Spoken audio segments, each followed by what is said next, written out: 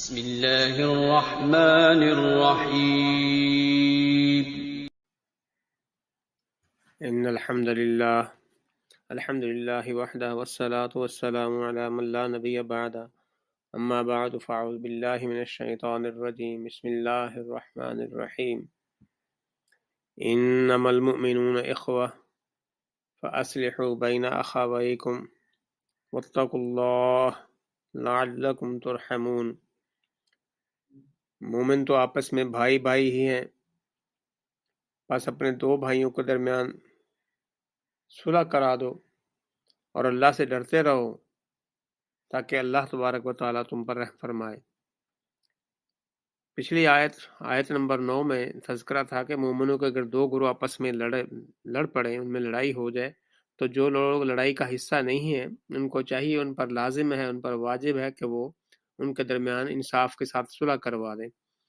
اب اسی معاملے کو تھوڑا اللہ تبارک و تعالیٰ نے قرابت داری کے حوالے سے بیان فرمایا ہے کہ چونکہ مسلمان آپس میں بھائی بھائی ہیں، مسلمان دنیا میں کہیں بھی رہتے ہوں، مشرق میں ہو ایک اور دوسرا مغرب میں ہو، دونوں بھائی ہیں، تو بھائیوں کے درمیان لڑائی ہو جانا کوئی اتنی بڑی بات نہیں ہے، لیکن اس کا مطلب یہ نہیں ہے کہ جو باہر لوگ بیٹھے ہیں، دوسرے لوگ بیٹھے ہیں، وہ اس پر جلتی پر تیل پھینکیں اور لڑائی کو بڑھائیں، بلکہ یہ ایسا نہیں ہے۔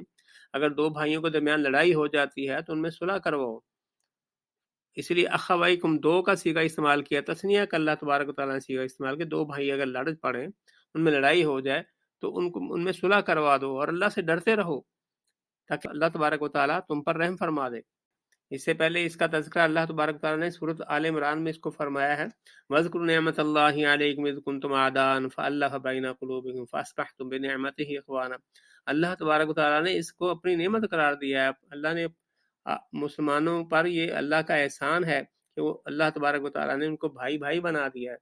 اس سے پہلے وہ لڑتے تھے، لڑائی جھگڑا کرتے تھے۔ اوس اور خزرج کا معاملہ آپ لوگوں کے سامنے ہے کہ ان میں لڑائیاں تھیں۔ اس سے پہلے عرب کی لڑائیاں تو مشہور ہیں، جاہلیت کی لڑائیاں بہت زیادہ مشہور ہیں، جوہلا اکثر لڑائی کرتے ہیں۔ تو یہاں بھی یہی فرمایا کہ مسلمان جو ہے وہ تو بھائی ہے۔ اللہ کے رسول نے ارشاد فرمایا المسلم اخو المسلم، مسلمان تو مسلمان کا بھائی ہے، لا یظلمہ، اس پر وہ ظلم ہی نہیں کرتا، ولا یسلمہ، اور نہ ہی اس کو بے یار و مددگار چھوڑتا ہے۔ امام بخاری نے اس کو 2442 کے تحت روایت فرمایا۔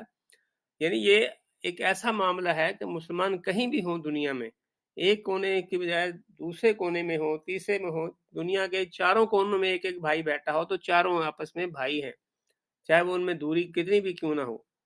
تو یہاں اس معاملے کو اللہ تبارک و تعالیٰ نے فرمایا ہے کہ آپ لوگ اگر کوئی لڑ پڑے تو بھائی ان میں صلح کرواؤ اور اللہ سے ڈرتے رہو۔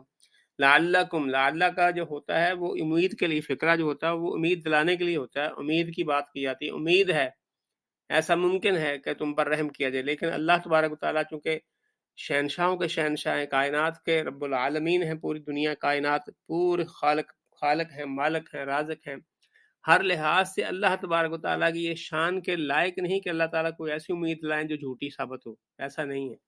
تو اللہ تبارک و تعالیٰ کی طرف جب اللہ کی نسبت جا رہی ہے تو اللہ تعالیٰ ہو سکتا ہے رحم نہیں، اللہ تعالیٰ یقینی رحم کرے گا۔ اس کا مطلب یہ ہے کہ یقینی رحم، لعلکم ترحمون، اللہ تعالیٰ تم پر رحم فرمائے۔ اللہ تعالیٰ سے دعا ہے کہ اللہ تعالیٰ ہمیں قرآن پاک کو سمجھنے کی اور اس پر عمل کرنے کی توفیق عطا فرمائے۔ وما علینا الا البلاغ۔